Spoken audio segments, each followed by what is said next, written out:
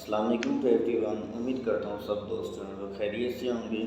आज हम जो इंफॉर्मेटिव टॉपिक आपके साथ डिस्कस करने वाले हैं उसमें first element control loop, second element control loop और थ्री एलिमेंट या थर्ड एलिमेंट कंट्रोल लूप को डिस्कस करेंगे, जिसमें देखेंगे कि फर्स्ट एलिमेंट कंट्रोल लूप के बाद सेकंड एलिमेंट कंट्रोल लूप और सेकंड के बाद जो थ्री एलिमेंट या थर्ड एलिमेंट कंट्रोल लूप है उसकी ज़रूरत क्यों पेश आई, उनका नॉर्मल ऑपरेशन में बिहेवियर क्या होता है, और अगर इमरजेंसी केस आ जाता है, ब्लैक शटडाउन होता है या आपका बॉयलर ट्रिप करता है या लोड सडन वेरिएशन आती है, तो तब first element control loop, second element और थर्ड एलिमेंट कंट्रोल लूप के ऊपर क्या इफ़ेक्ट आता है। स्वेलिंग और श्रिंकिंग फिनोमिना जो है वो क्यों प्रोड्यूस हो रहे होते हैं, इसी तरह ऑफसेट वैल्यू क्या होती है और डिमांड सिग्नल क्या होता है in smooth operation and normal और emergency case. So without wasting your time let's start. सबसे पहले फर्स्ट एलिमेंट कंट्रोल लूप के बारे में बात कर लेते हैं। फर्स्ट एलिमेंट कंट्रोल लूप में सिर्फ एक कंट्रोलर होगा जिसको आप LIC बोलोगे, लेवल इंडिकेटर कंट्रोल। इसको आप मास्टर कंट्रोलर भी बोलते हो। जो आपका बॉयलर ड्रम होता है उसके ऊपर एक LD लगा होता है। LD mean level transmitter.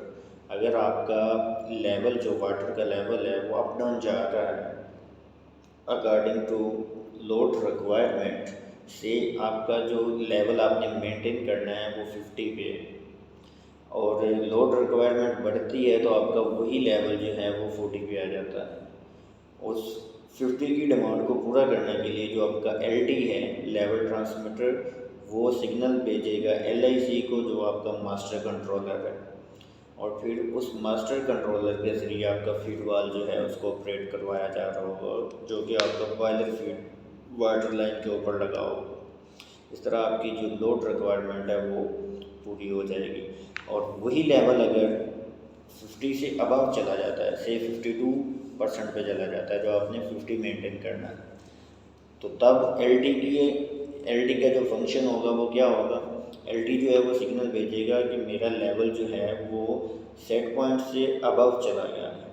वो LIC को सिग्नल भेजेगा और LIC जो है जिसको लेवल इंडिकेटर कंट्रोल बोलते हो, वो डायरेक्ट फीड कंट्रोल वाल जो BFW boiler feed water line के ऊपर लगा होगा उसको कंट्रोल करवा देगा। अब कंट्रोलिंग के भी दो तरीके हैं, या तो आप ऑटो करवाओगे या फिर मैनुअल करवाओगे।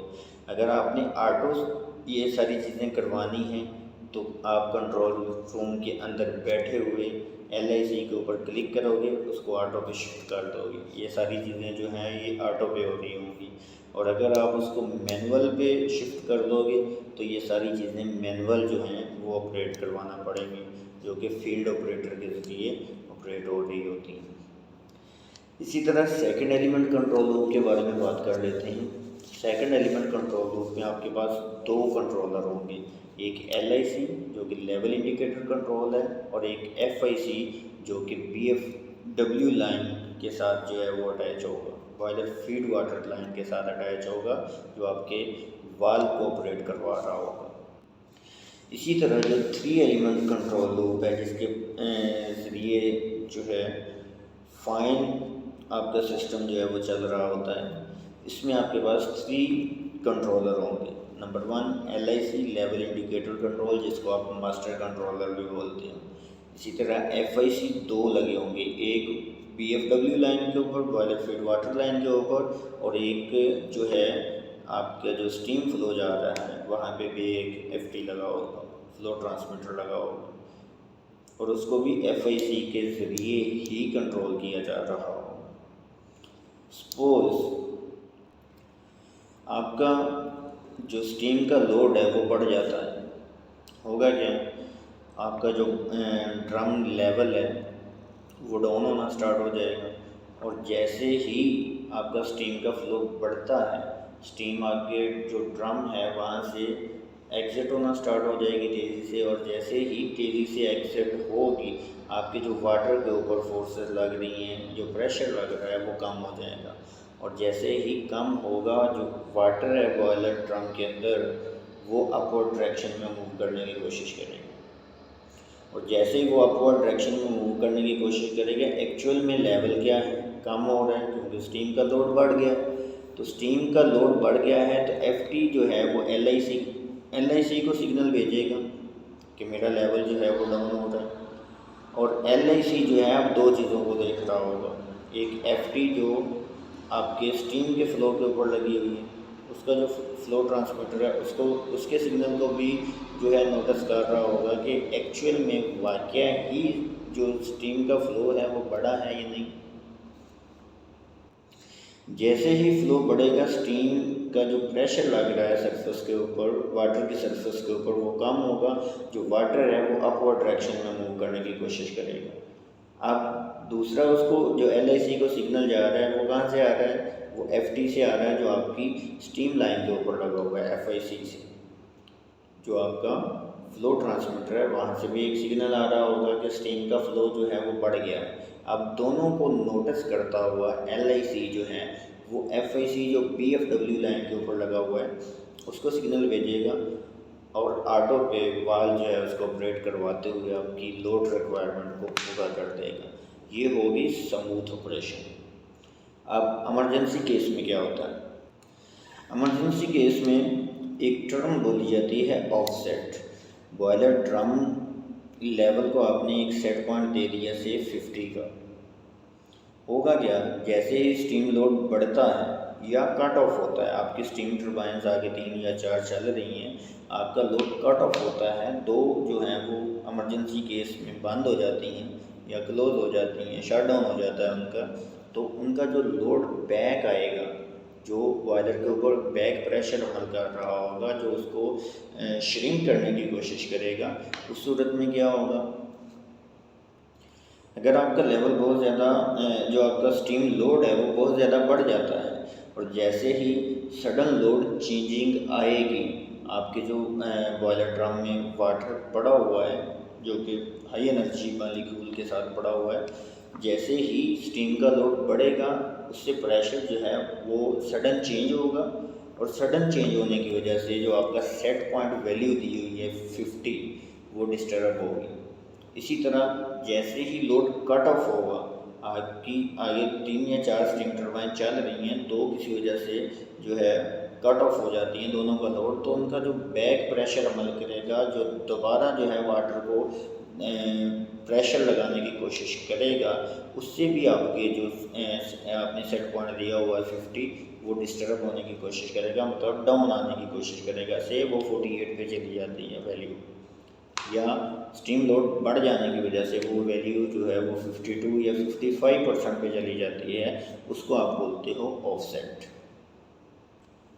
इन इमरजेंसी केस में जो आपका 3 एलिमेंट कंट्रोल लूप होगा उसका बिहेवियर कैसा होगा। नॉर्मल ऑपरेशन में क्या होता है, जो आपका ड्रम लेवल है उसके ऊपर एक एफ लगा हुआ है फ्लो ट्रांसमीटर, वो लेवल डिस्टर्ब होने की सूरत में लेवल आपका हाई जाता है या लो जाता है तो वो सिग्नल देता है एल को, एल आगे एफ को सिग्नल देता है जो कि BFW वाटर लाइन के ऊपर है, और इसी तरह जो एफ आपका स्टीम फ्लो लाइन के ऊपर लगा हुआ है उससे भी एक सिग्नल आ रहा है एल को।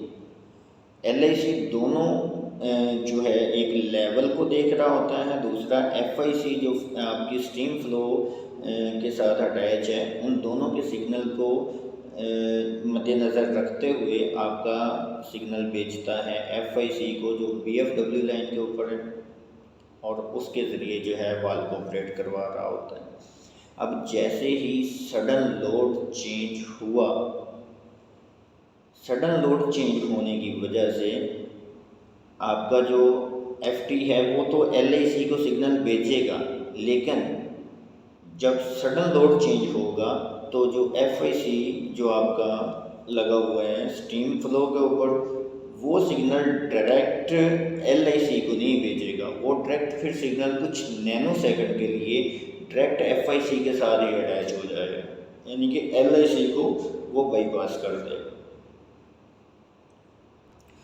और जैसे ही एल को FIC जो आपका स्टीम फ्लो के ऊपर लगा हुआ है वो बाईपास करेगा। अब दोनों FIC और FIC आपस में अटैच हैं। एक FIC है जो आपका स्टीम फ्लो के ऊपर लगा हुआ है, एक FIC है जो आपका BFW लाइन के ऊपर लगा हुआ है। जब दोनों एक दूसरे के साथ डायरेक्ट हो जाएंगे तो उस सिग्नल को आप बोलोगे डिमांड सिग्नल। यानी कि जैसे ही आपकी सडन डिमांड बढ़ी तो जो FIC फ्लो इंडिकेटर कंट्रोलर है स्टीम फ्लो का, वो LIC को या मास्टर कंट्रोलर को नहीं देखेगा, वो डायरेक्ट अपनी डिमांड जो है वो पूरी करने के लिए FIC के पास चला जाएगा जो आपका BFW लाइन के ऊपर लगा हुआ है। इसको आप डिमांड सिग्नल बोलते हो। इस तरीके से जैसे ही वो कुछ नैनो सेकंड में या कुछ सेकंड में अपना लेवल जो है वो मेंटेन कर लेगा, बॉयलर ड्रम लेवल 50% दोबारा मेंटेन कर लेगा, अगेन वो LIC के थ्रू ही सिग्नल FIC को भेजेगा जो कि BFW लाइन के ऊपर लगा हुआ है। लेकिन ये एक्सेप्शनल केसेस होंगे, इमरजेंसी केसेस होंगे जो कि डेली बेस पे आपको फेस नहीं करने पड़ रहे होते हैं। कभी कभार सिस्टम के ऊपर इस तरह की डिमांड्स आती हैं। ये कुछ पॉइंट्स थे जो आपके साथ डिस्कस करने थे। बाकी मज़ीद आपको जो है इनकी जो फिगर्स हैं वो भी शो करवा देता हूँ, किस तरह वर्किंग हो रही होती है सिंगल एलिमेंट कंट्रोल लूप में, 2 एलिमेंट कंट्रोल लूप में और 3 एलिमेंट कंट्रोल लूप में। मेरे भाई नॉर्मली इंडस्ट्री में ये चीज़ें नहीं बताई जाती। अगर कोई बंदा इंडस्ट्री में काम कर रहा है तो उसको इस चीज़ का आइडिया होगा कि इंडस्ट्री में ये चीज़ें नॉर्मली हर कोई नहीं बताता। तो ये प्लेटफॉर्म आपके लिए खोलने का मकसद यही है कि सब जो मेरे भाई बिगनर हैं, जो अभी इनिशियल स्टेज पे हैं, उनको सीखने को कुछ ना कुछ मिले। सो अभी आपको थोड़ा फिगर के ऊपर भी शो करवा देता हूँ कि ये चीज़ें जो हैं वो किस तरह ऑटो पे कंट्रोल हो रही होती हैं या मैनुअल कंट्रोल हो रही होती हैं। So let's go. Single element control loop की अगर बात की जाए तो आपके पास बॉयलर ड्रम होगा जिसका लेवल आपने 50% मेंटेन करना है। LT होगा जिसको लेवल ट्रांसमीटर बोलते हो। LIC लेवल इंडिकेटर कंट्रोल है, इसके ज़रिए आप वाल को ऑपरेट करवा रहे होते हैं जो आपका BFW लाइन के ऊपर लगा होता है। लेवल आपने मेंटेन करना है, से 40 पे आ जाता है। LT जो है वो डायरेक्ट सिग्नल भेजेगा LIC को और LIC जो है आगे वाल को ऑपरेट करवाते हुए आपका जो लेवल है उसको मेंटेन कर देगा। इसी तरह 2 एलिमेंट कंट्रोल लूप में देखते हैं। 2 एलिमेंट कंट्रोल लूप में आपके पास 2 कंट्रोलर होंगे, एक LIC और एक FIC जो कि आपका BFW लाइन के ऊपर लगा हुआ है। आपके लेवल को मेंटेन करने के लिए LT जो है वो सिग्नल भेजेगा LIC को और LIC जो है वो आगे FIC को सिग्नल भेजेगा और FIC जो है वो आपके वाल को यानी कि फ़्लो को कंट्रोल करवा लेगा ऑटोमेटिकली, अगर आपने LIC को ऑटो के ऊपर किया हुआ है। अदरवाइज़ आपको फील्ड ऑपरेटर के ज़रिए मैनुअली ये वाल जो है वो ओपन करवाना होगा। ये है 2 element control loop.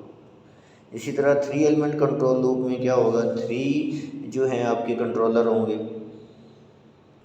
3 element control loop में आपके पास एक LIC कंट्रोलर होगा, एक FIC कंट्रोलर होगा जो कि बॉयलर फीड वाटर लाइन के ऊपर होगा और थर्ड वन जो कंट्रोलर है वो आपका स्टीम लाइन के ऊपर होगा जिसको आप FIC बोलोगे, लेकिन स्टीम लाइन का जो फ्लो है उसको देख रहा होगा।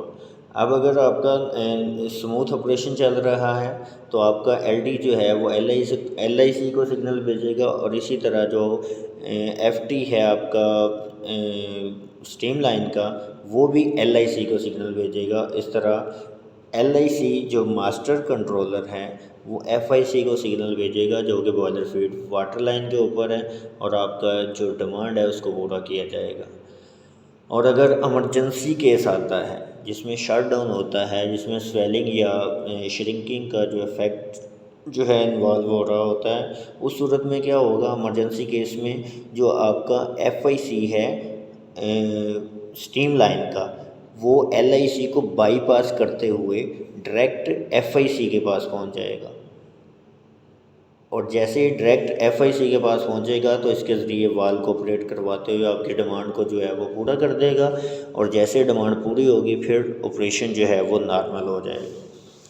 ये कुछ पॉइंट्स थे जो आपके साथ डिस्कस करने वाले थे। सो मिलते हैं नेक्स्ट वीडियो में। अपना ख्याल रखिएगा, दुआ में याद रखिएगा। अल्लाह हाफिज़। पाकिस्तान जिंदाबाद।